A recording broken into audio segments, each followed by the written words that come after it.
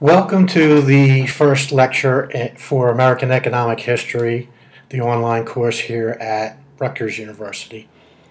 And this lecture relates to the first chapter in your textbook. And what I'm going to start off with just a few objectives, things that I think that are important for you to understand when you're reading the textbook, and obviously while you're taking any assessments that you're taking online. These are the things that are important for you to know. Number one, as a general point, the role that the European powers played in colonial development in North America. And how I'm going to do this is just to go over some concepts, governmental/political concepts, prevalent in Europe during that time period. First, we're going to look at feudalism and the manorial system. They're related to one another. How that system was supplanted as cities became more and more important, and how the cities got supplanted by nation states, i.e. countries, and how they adopted something called mercantilism. I'll go over what mercantilism is, and the importance of international trade and all of these changes. Particularly, obviously, as we are an English-speaking nation, we're going to look at the importance of England. Number one, what was going on in the economy of England at that time, and how the needs of the economy in England sort of dictated the needs of the economy in the colonies. We'll talk a little bit about the risk that was undertaken by individuals. Some people started colonies solely as a private venture, while others had royal charters. We'll talk a little bit about the difference between that, but in particular just be aware of the different forms of investment that it took to finance colonization of North America. Then we'll talk a little bit about labor demand and migration. Why was there such a large-scale migration? And in particular, we're going to talk a little bit about the difference between the need for labor in the colonies versus the need for labor in Europe. And we'll talk a little bit about the differences in wage differentials that existed that would help to explain migration rates. And also property rights. And this is very important, most notably because in Europe at the time period, land ownership was pretty much a foreign concept. The sovereign king or queen is the individual who owned property. And the only way you could own property was through the consent of the king or the queen. So now we have a different concept where land ownership is much more prevalent, and what's the impact on an economy when you have a different form of land ownership. And then we'll just finally discuss very briefly some of the early colonies themselves of Jamestown, Plymouth, and Massachusetts Bay. I think I actually deleted Plymouth out of here, but we'll find out when we get to that section. So let's move on, and what I'm going to talk a little bit now is this concept of something called feudalism. Now this definition I took off online at the Merriam-Webster's dictionary. So if you think of feudalism, think of a political organization, something that occurred in Europe. The dates, I don't really too concerned with those exact dates. So from the 9th to the 15th century. And basically what you need to understand about feudalism is that it was established as a relationship between the lord and the vassal, that there was very much a hierarchy, and that there was this notion of individuals having allegiance to that lord, that the lord allowed you to use lands, and in exchange for them allowing you to use those lands, that you had some types of service that you had to provide, and you provided them with allegiance, that you were loyal to that lord. Now this leads directly into manorialism. All right, so we have a political, economic, and social system which peasants of medieval Europe were tied to their land and their lord. All right, obviously I'm going to have to go back and edit this out here, but I'll just note that I accidentally pasted this in twice, so you can ignore the bottom part of this. So these go part and parcel, but the difference here is the manorial system is much more an economic system. That there was the manor, and that the notion that the manor was to be as self-sufficient as possible. As I see, like I'm getting ahead of myself here.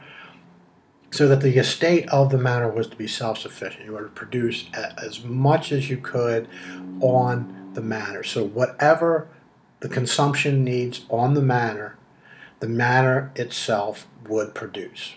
So make sure you associate that notion of the manorial system with self-sufficiency. All right. Realize that, again, we talked about the lord and the vassal. The lord controlled the manor, but that was the land of the king.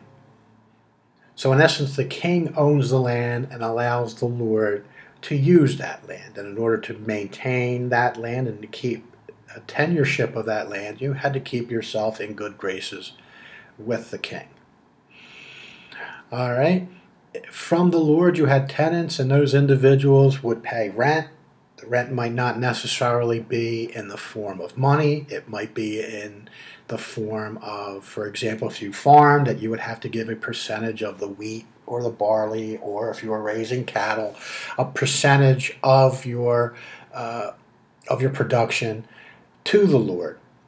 You also pledge to give military support. Remember, this is a time period of great strife during this time period, fighting amongst individual manors or different kings, that you were required to provide military service. So, for example, if you were pledged to a particular lord and he was pledged to a king, if that king got into a war, if you were the vassal on that land, since that lord was loyal to a particular king, you would provide military service for that king and for that lord.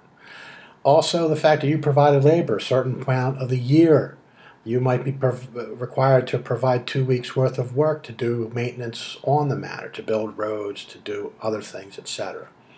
But the important thing to realize here is that there is no freedom to leave the estate. If I was a vassal pledged to a particular lord, I could not leave that manor. I was pledged to that lord and to the land.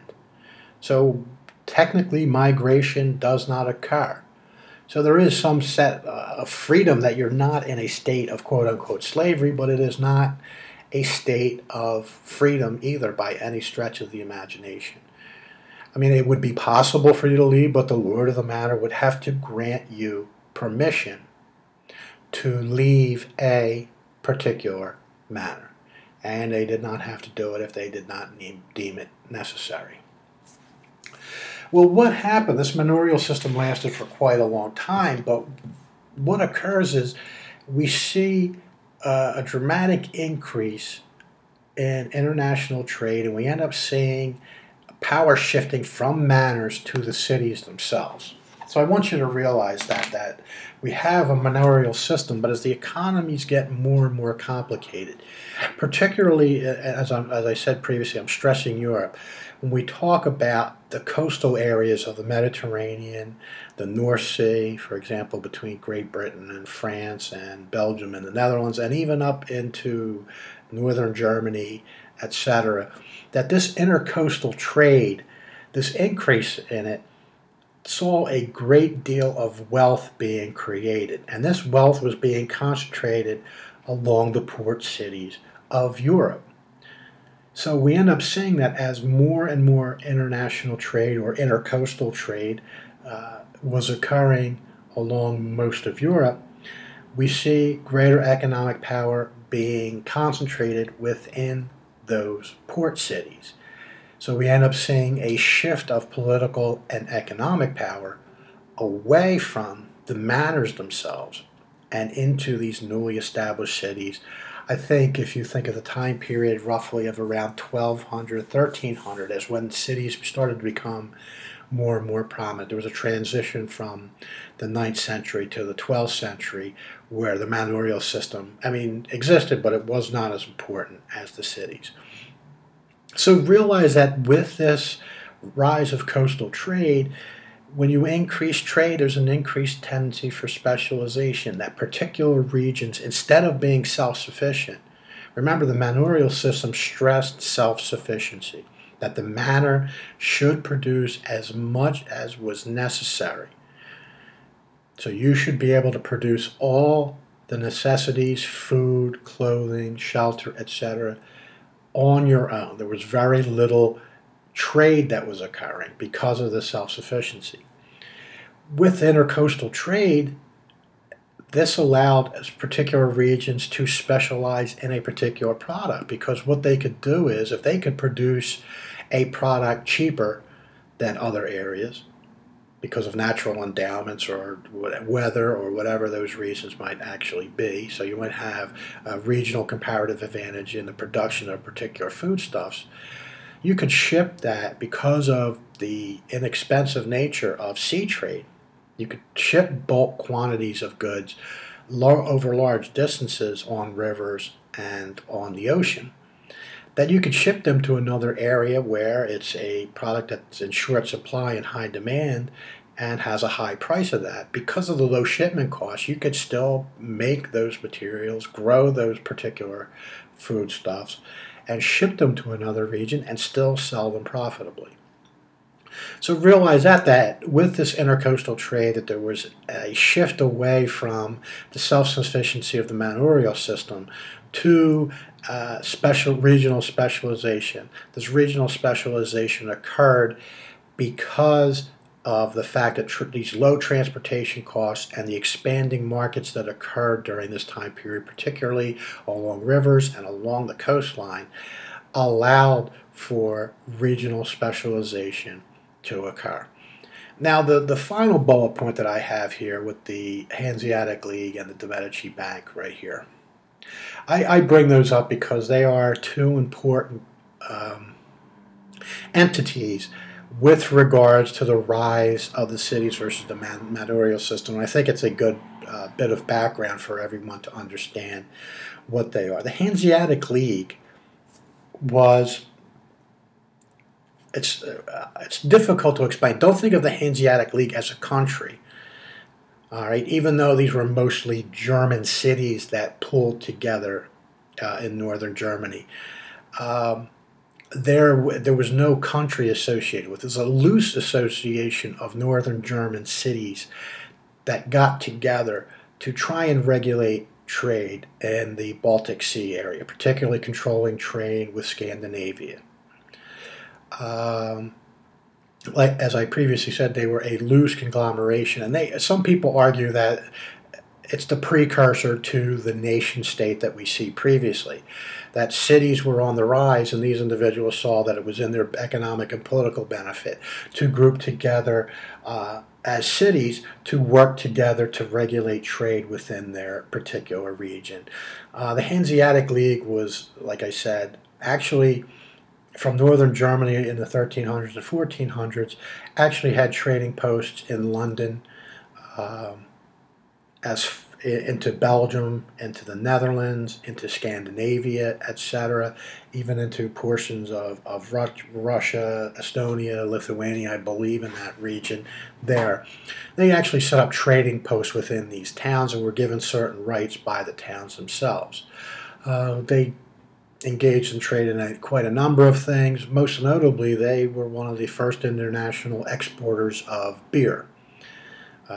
I don't know if anybody's in this class that's had any of my classes previously, but I generally always bring up beer and pizza in any class that I talk about. So just realize that the Hanseatic League was an international trading organization of cities who got together, and basically they tried to monopolize, and were very successful in monopolizing trade along northern Germany with Scandinavia. They got as far south as England and Belgium and the Netherlands. So they are an example of that shift from cities being important to the movement into the states, the countries being important. Now, it's a precursor to the state. I bring up the De Medici Bank because the De Medici Bank sort of brings it around from the other end, from the Mediterranean area. They actually started international branch banking in the 1300s and the 1400s. They had branch banks. Obviously, it's an Italian-based bank, but they had branches going up along the Mediterranean and even into what is modern day Belgium in the city of Bruges. If anybody's seen the movie In Bruges, the Medici Bank was actually located there. So they actually had an international banking system in the 1300s and were very wealthy. The Medicis were considered some of the wealthiest individuals around. So I just want you to realize that I'm just giving you some context as to when I talk about that shift from cities being important to nations starting to develop. These two are oftentimes talked about as the bridge to the rise of nations. So what are some of the reasons why nations started to supplant cities? The main reason I want you to understand is, number one, as international and intercoastal trade started to develop even further. In particular, when we start seeing colonization in North America, Europeans in North America, Europeans going into India and the Indian Ocean, etc., that it was difficult for the cities to maintain that type of power. You needed a larger institution in order to control that, because the larger international trade becomes, the larger your naval forces have to be, and you need national naval forces in order to maintain that power over international trade and control your trade routes. All right.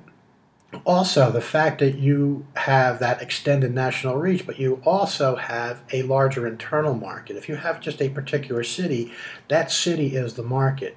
If you end up having, for example, 5 or 6 larger cities grouping together under one national entity, you end up having, instead of a city market, you end up having a national market. The example I give, and we'll talk about this later we talk about the development of the United States, is the fact that under the Constitution, the states can't regulate interstate trade. So in essence, by forbidding the states from regulating interstate trade, you end up with a national marketplace. So you allow for regional specialization to develop even further from that. So realize that you need the nation state in order to, number one, deal with the increase in international trade that occurs. So you need that extended market reach because, as I said, for example, Great Britain had colonies in England, the Netherlands and France and Portugal. All these European powers had colonies throughout the world, and you need a large military presence in order to maintain that, to protect that. So cities themselves could not raise the type of money to have the type of military power in order to maintain that international trade. They also realized that you have a large area for a particular market. So you have, instead of a market that constitutes London, you have a market and rules and regulations that cover an entire country, which is a much larger region. So you end up having a larger integrated home marketplace. So you have a larger internal market within. So you have an international market and you have a larger internal market.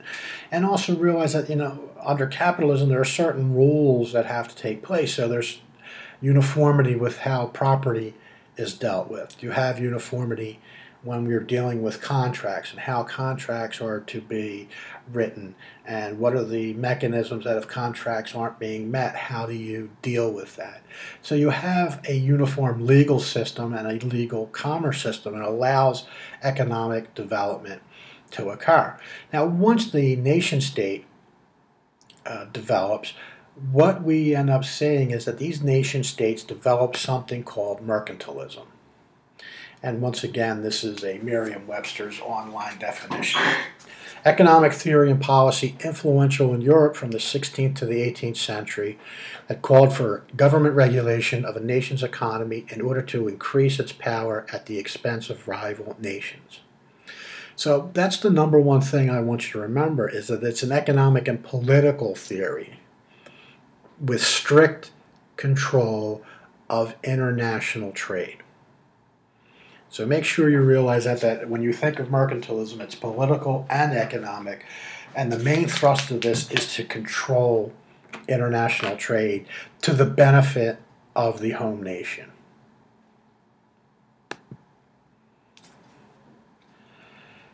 All right, so under mercantilism, again, government intervention in international trade, what the purpose of this is you want to produce finished products within the domestic marketplace. So you want to facilitate manufacturing of finished goods. In order to produce those finished goods, you need raw materials. So in order to produce those finished goods, you need a source of raw materials. You don't want to import those raw materials from competing nations. When you think of mercantilism, think of that your international trading partners are your international trading competitors. All right? So make sure you think of that you want to be, number one, that mercantilism strives for self-sufficiency on the national level, particularly with the production of raw materials. Because if you're not producing those raw materials, you're purchasing them from another country. And if you're producing them, if you're buying or purchasing those items from another country, at this time period, countries were on the gold standard, which means if you had a trade deficit with a country, so let's say, for example, I'm Great Britain, and I have to produce a large navy in order to protect my international trade routes, my trade posts throughout the world.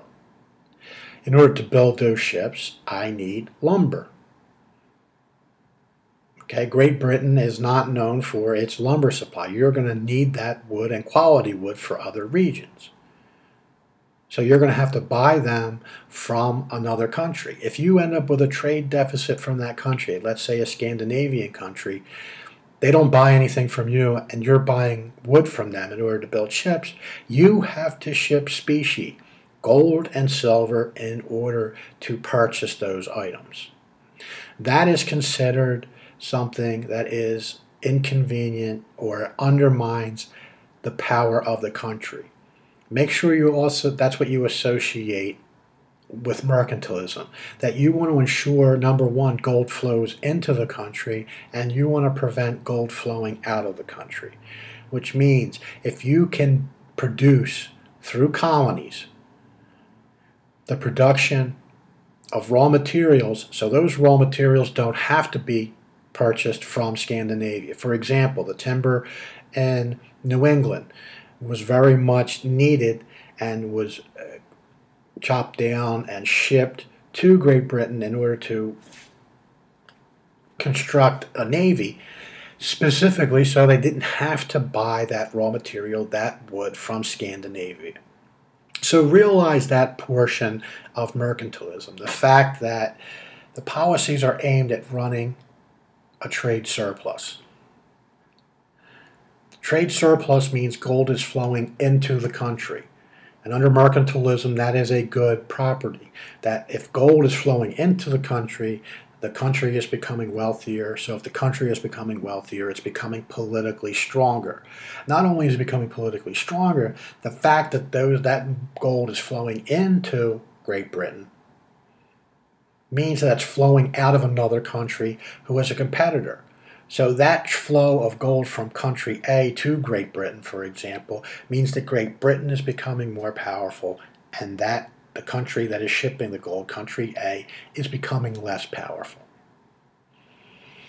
All right? So under mercantilism, a country wants to promote a favorable trade balance.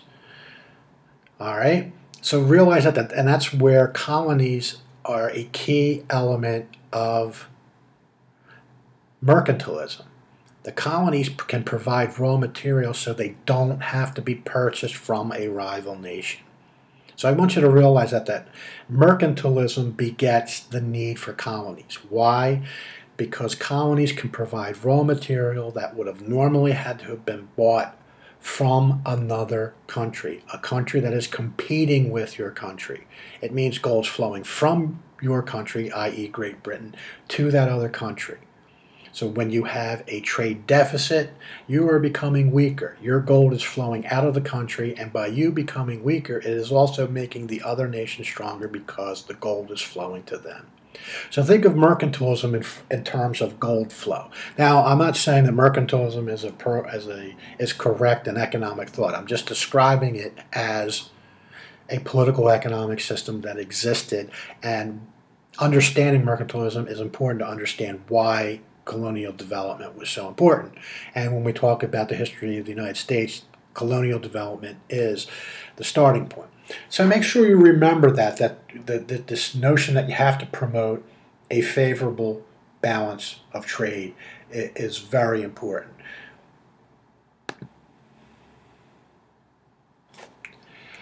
So realize that economic power and political power are equated as the same thing. If the economy is growing, if gold is flowing into your country, you are becoming stronger, and the countries where that gold is flowing from are becoming weaker. That was the predominant thought during that time period. And if you think about it, with the gold flowing into the country, all right, that gives domestic strength, because if you have more gold, you have an increased money supply, there's going to be increased economic activity, etc. So the king or the queen is going to be better off because there's greater gold within the country. So, for example, if they need to wage war in order to maintain these international trade routes or protect trading posts throughout the world, they're going to be able to finance those wars.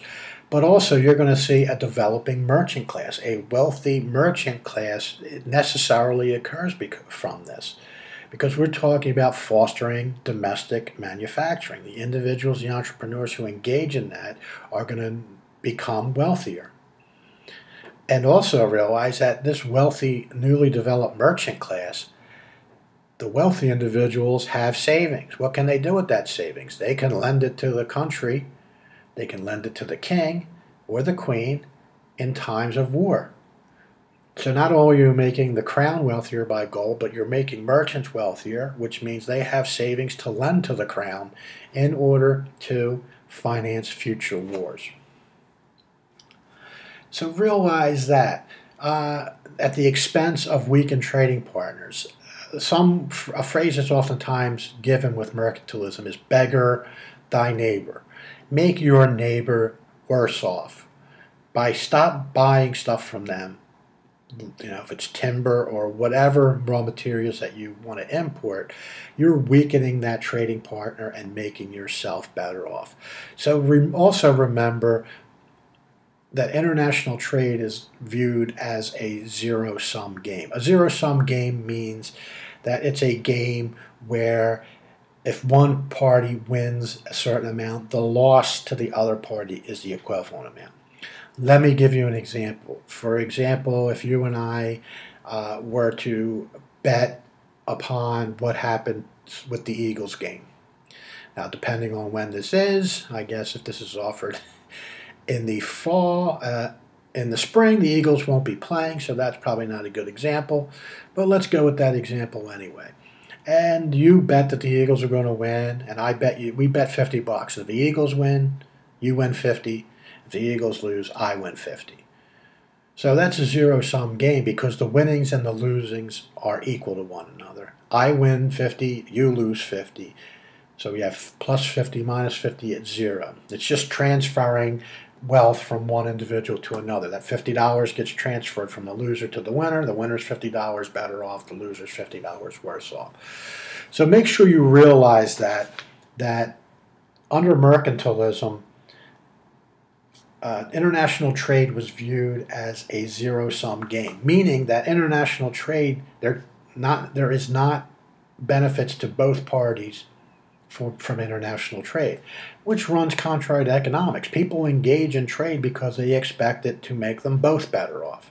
Under mercantilism, that the assumption that trade can make both parties better off does not exist under mercantilism. All right, so let's take a look at the English economy at that time period as we're leading into colonization. Number one, the English economy was pretty diversified. there was construction going on, there was manufacturing, and it was becoming more and more of a manufacturing type economy. And this was aided by the fact of the raw materials that were being shipped from the colonies. Realize also, but still, just like most economies during the time period, it was mostly an agricultural economy. Most countries at the time were spending a great deal of their resources producing food in order to feed the populace. So even though the English economy was mostly agricultural, it was becoming more and more diversified. There was a developing financial sector, there was a developing manufacturing sector. The thing I want you to understand about England, and this particularly leads to the question as to why were colonies necessary. When we talk about inputs, particular capital and labor in the manufacturing process, England was fairly well endowed with those. It had an ample supply of capital and it had an ample supply of labor. The shortcoming of the English economy was that it lacked the natural resources that it needed to produce those items. So whatever manufacturing Great Britain was going to be involved in as it became more and more of a manufacturing nation, realized that it did not have the resources in order to become a manufacturing nation. So under mercantilism or pre-mercantilism, those materials would be purchased from another country. They would be purchased from Scandinavia, from Netherlands, from France, from Spain, etc. But you realize that under mercantilism, we try to minimize the imports of those goods. So the colonies themselves are a natural fit for the English economy under mercantilism, because the colonies can fill that void of the raw materials that are necessary to become a manufacturing nation. I can give you some examples. I already told you previously that in order to maintain these international trade routes and these trading ports/forts throughout the world, Great Britain had to develop a very large navy. In order to construct a navy during this time period, you needed wood. Most of that wood was coming from Scandinavia. The colonies in North America fit very nicely in this due to the fact that that wood, particularly in New England, was very good for the production of ships, of wooden ships during the time period. There's other woods and other parts of North America in the South, etc., but in terms of strength, etc., the woods, particularly in the New England region, were most useful in the production of ships. So instead of purchasing those woods from Scandinavia, you can purchase those wood products, those raw materials from your colonies. The colonies would produce those items and then ship them over to Great Britain. So you have a domestic production. The colonies themselves are augmenting domestic production and supplanting production that is imported from other nations. So that's the key component for you to understand that what mercantilism was. How did that tie in with how the English economy was constructed during this time period, and how colonies fit in to mercantilist policy, particularly as it relates to Great Britain. I just want to give you an example, explanation of the different types of organization that occurred for colonial development. First, I want you to be aware of something called a joint stock company. A joint stock company, think of it as a partnership, just like any economic organization, just as the same thing for today, where individuals receive shares equal to their initial investment. So we have a partnership. So for example, if I started a company with 5 or 6 different individuals, we would all receive shares dependent upon how much money was put up. So if $100,000 was put up to start this company and I put up $50,000, I would receive 50% of the shares of the company. And the individuals who put up the remaining $50,000 would all be equivalent to their share of that investment. These are also solely private ventures. The risks that were undertook by these individuals were solely private risks. All right? So this is truly a private venture.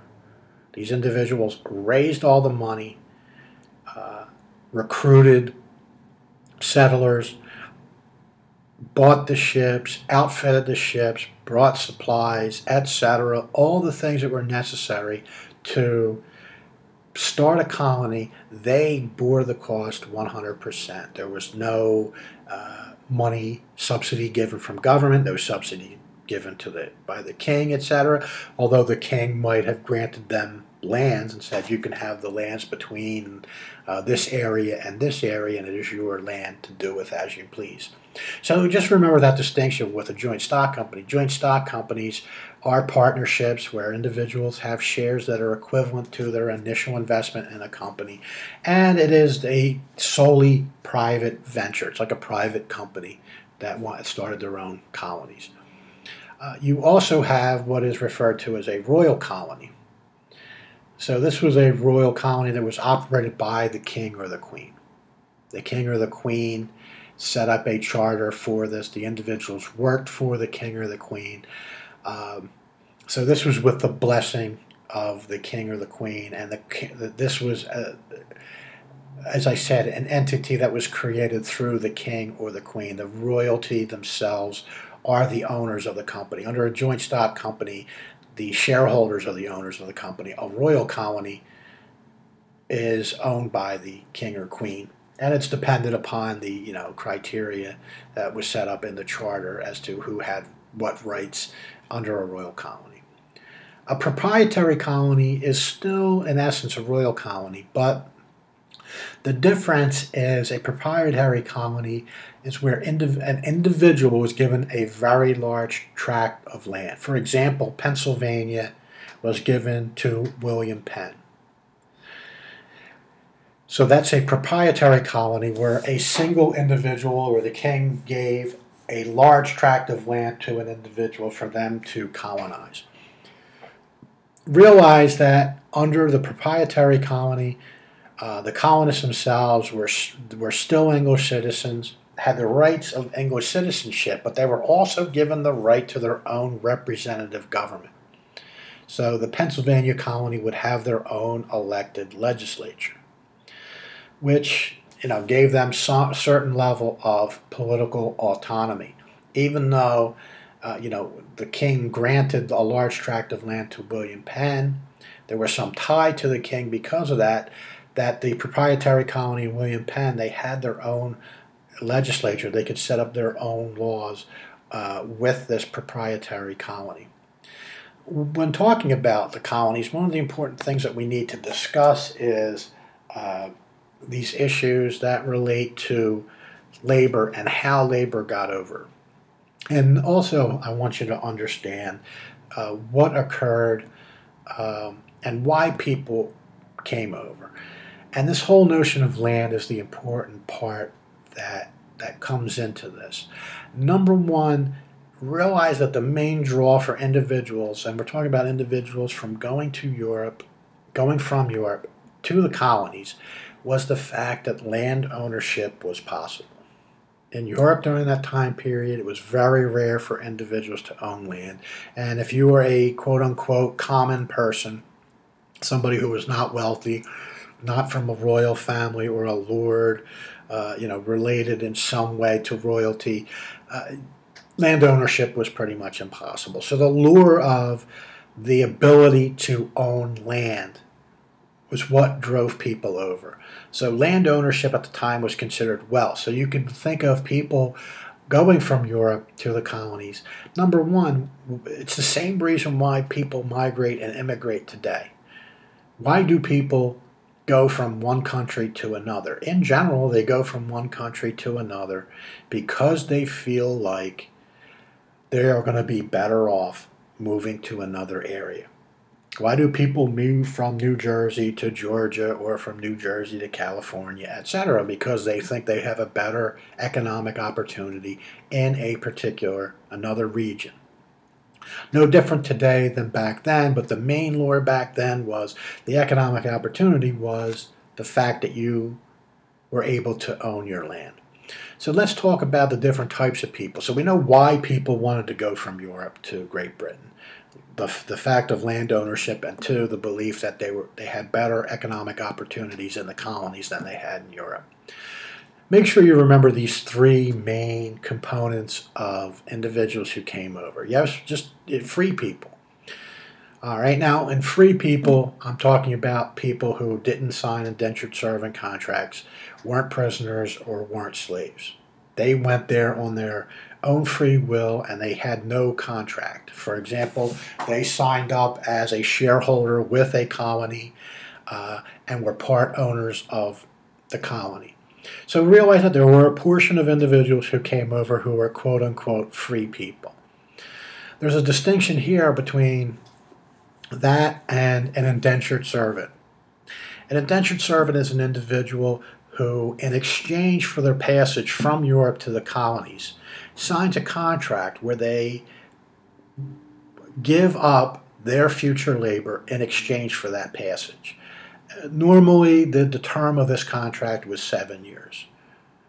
So if I was living in Great Britain and I decided, you know what, there's no opportunities here, I really want to take my chances over in the colonies, I can't afford to pay my own way, to make my way over there. Ship captains would transport you in exchange for you signing a contract that stated, I will work for the next 7 years in exchange for that. And then once you were shipped over, that ship's captain would sell your contract to a planter or a merchant over the colonies, and then you would be bound to serve that individual for 7 years. All right, that's the basics of indentured servitude. All right. Realize that there were some variations of this. For example, there's also something called a redemptioner. A redemptioner is a specialized type of indentured servant. Generally, redemptioners came from Germany. Was the most frequent country that redemptioners came from. And the difference with a redemptioner is that, remember, with an indentured servant, you signed a contract that said, I will work for 7 years for somebody, and the captain would ship you in exchange for you signing that contract, and then the ship's captain would sell that contract and hope to recoup the cost of shipping you over there. A redemptioner had a little more flexibility. The redemptioner would be shipped over to the colonies, but they were given a period of time with which to contract themselves out. So they didn't directly contract with the ship's captain. So they got their passage from Europe to the colonies, but they were given the flexibility that they could pick who they contracted themselves out to. So they had a little more flexibility. So realize that about the difference of redemptioner was that they're still indentured servants, but generally they were mostly of German origin, and they were also given flexibility. They didn't sign a contract with the ship's captain. They came over with the captain and were able to negotiate an indenture contract while in the colonies in order to pay back the captain for that journey. All right. Also, prisoners. Make sure you're aware of the fact that Great Britain was very notorious for, when prisons got particularly crowded, they decided that to lessen the prison population, we'll just ship these prisoners to our colonies. Australia is quite famous for this. It was often referred to as a prison colony, that they would just ship individuals from Great Britain to Australia. I have some friends that are Australian, and the common joke with an Australian is that that your ancestors were criminals. Not a nice joke, but you know, they good-naturedly say, yeah, probably in all likelihood, one of my distant relatives was in prison in Great Britain, and when they got sick of holding them in prison. They just shipped them off to Australia. Same thing happened in the United States. Sometimes they would force them to sign an indenture contract, and they would sell that contract. I guess you would imagine if you were somebody purchasing an indentured servant contract, you wouldn't be too pleased to find out that you purchased a contract of a convicted criminal or murderer or rapist, etc., but that was information that was kept from you. So realize that some people freely went and some people unfreely went. And then, of course, we have African slaves, individuals who were taken from their native land, shipped against their free will, and forced to work with no rights whatsoever, and any children that they have were born into slavery. We will go into much greater detail about slavery later on. As a matter of fact, there's an entire lecture on the economic aspects of slavery later on in the course. And we will go over this in great deal. But I want you to realize that I sort of break down the labor component into free and unfree. To me, prisoners and slaves were not free. They were in prisons, and if you're a slave, you're a slave, and you're going to die a slave, and your progeny are going to die slaves. For the free workers, that was their own choice to migrate. So, for example, individuals or free people, indentured servants, it was their decision to go from Europe to the colonies. The difference is free people paid their own way in order to do that, or were owners of the country, were shareholders of the colonial venture that took place. An indentured servant freely decided to go to the colonies, but they couldn't afford to pay for their own passage over, so they signed away 7 years or whatever the amount was of their labor in exchange for that passage. So realize that we have several components of individuals who came over to the colonies, individuals who did so of their own free will, and then you had individuals who had no say whatsoever in the fact that they migrated to the colonies. Now, in particular, I talked previously about how the land and land ownership was an important component, an important draw for individuals. And I want you to realize that the distinction of property rights. Remember that in Great Britain, the property in England, and we're talking since it was in England and eventually became a solely English colony, was that all the land in England was the king's land. The king could let you use it, he could give you that land, but if the king gave you the land, he could also take the land away from you. So realize that all the land was the king's land or the queen's land. They owned all property. Just like if you lent money to the king, the expectation is if you lent money to the king, you shouldn't expect to get paid back because the king's word is the law. If the king says, no, I don't owe you money, you're not getting your money. So remember that the property rights basically meant that the king owned all the land. And that meant no individual property rights without his consent.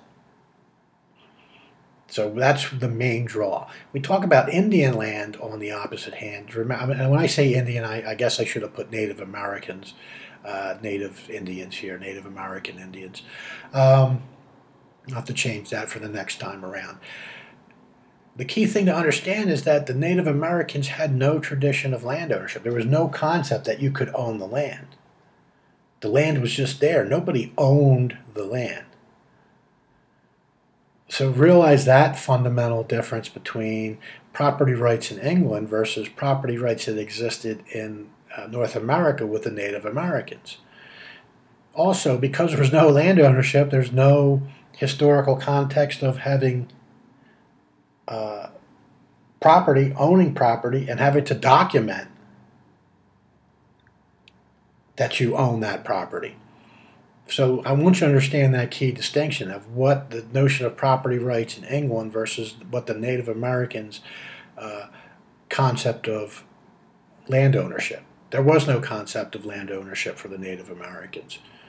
Nobody could own the land. The land was just there. It was nobody's to own.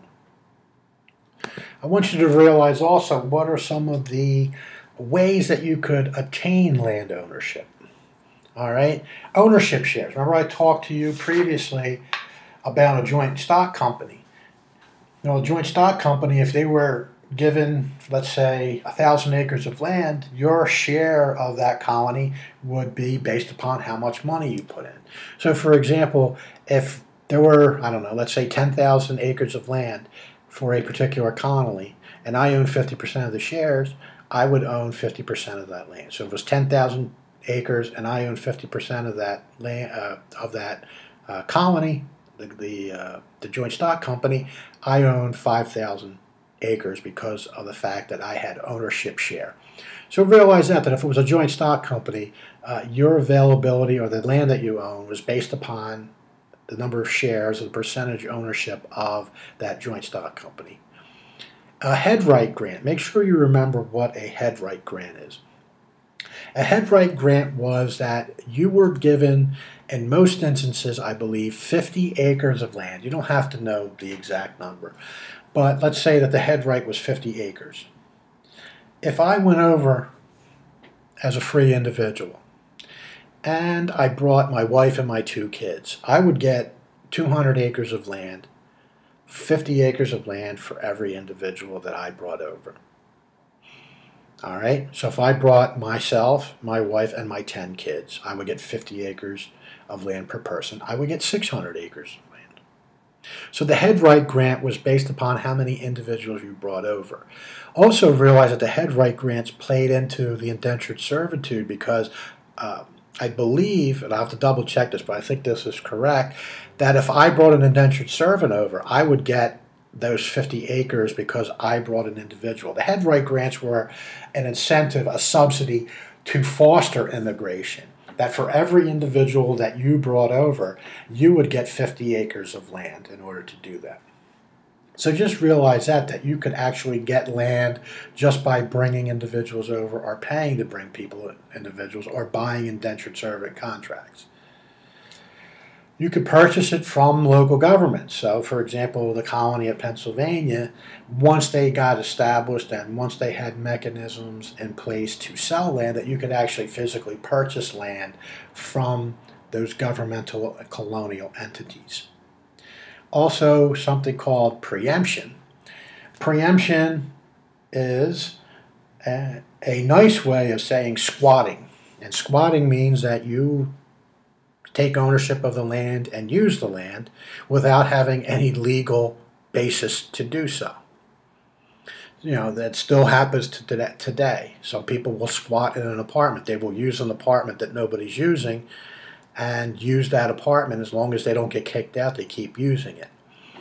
All right, so realize that that's a potential, and the colonies themselves dealt with squatting / preemption differently. Some colonies kind of looked a blind eye to it, and then when squatters said, well, I've been on this land for 2 years and nobody forced me off, it's now it's my land, some colonies said, well, yeah, you're right, you get legal ownership of that land.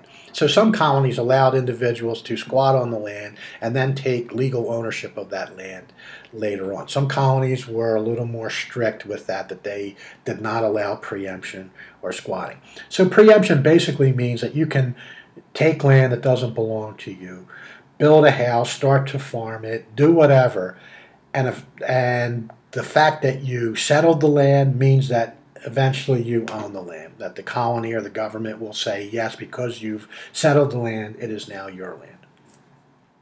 And there was also special purpose grants.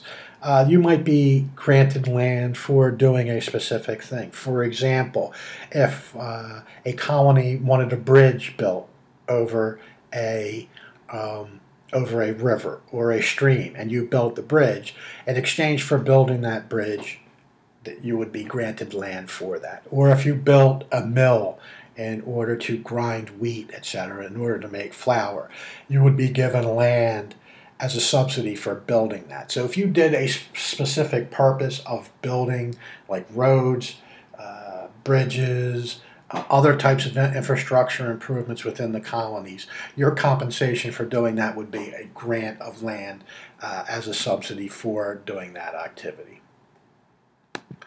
Also, the fact that land ownership, number one, was much more prevalent in the colonies than in Europe, you have to deal with the legalities of land ownership. So, for example, the notion that it's perpetual, that if I buy this property, it is my property. It can't be taken away from me. Also, the fact that it's inheritable and can be passed by will. You're putting all these legal standards that, for example, if I own 1,000 acres of land, and when I pass away, that in my will I can state that it goes to my wife or my children or goes to the dog, whoever I want to give that land to. Also, this notion, let me go back, fixed obligations of land. All right. Realize that what we're talking about now is it also establishes the fact that there are taxes on your land. And realize that a fixed cost of land ownership is taxes. If I own land and there's a tax on it, if I let the land just sit there, I'm still obligated to pay those taxes.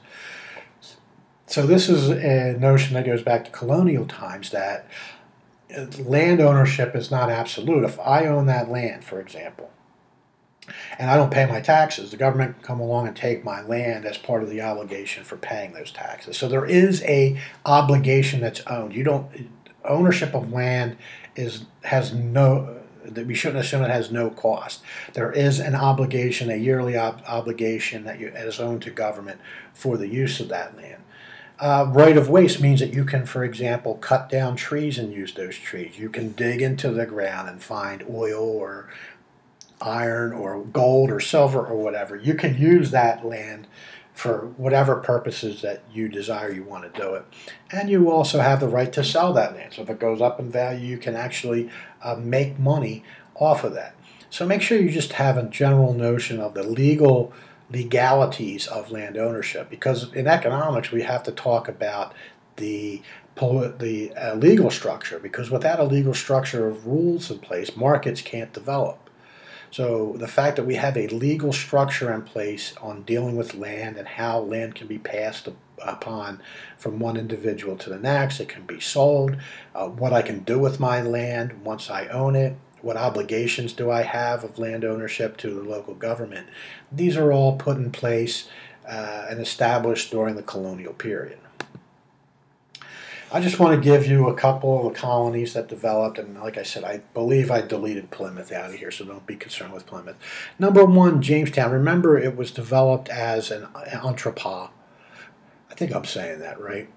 A trading port, an area that ships can come to and resupply, etc. So there's trade going on, providing portage facilities. The governor was set up for the individual who was in control, but he had economic and political control of the Jamestown colony. I want you to realize that the individuals who settled in Jamestown had an expectation that they were going to become incredibly wealthy, that they were going to go to these colonies and they were going to pick up gold and silver off the ground. So they were going to become incredibly wealthy with very little effort.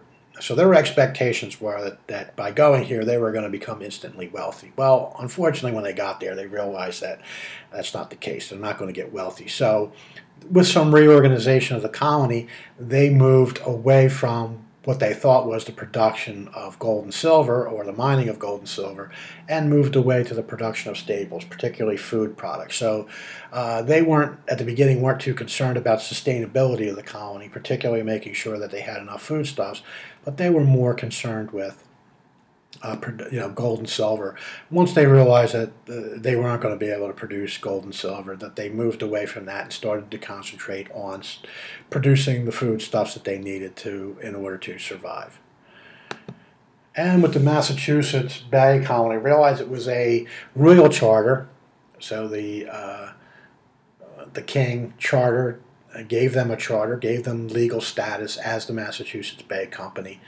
Again, it was a stockholder. So this is almost the Massachusetts Bay Colony is a mixture of a joint stock company and a royal charter, because it was chartered by the king, but they also had stockholders who voted and then rights on how the Massachusetts Bay Colony was going to be run.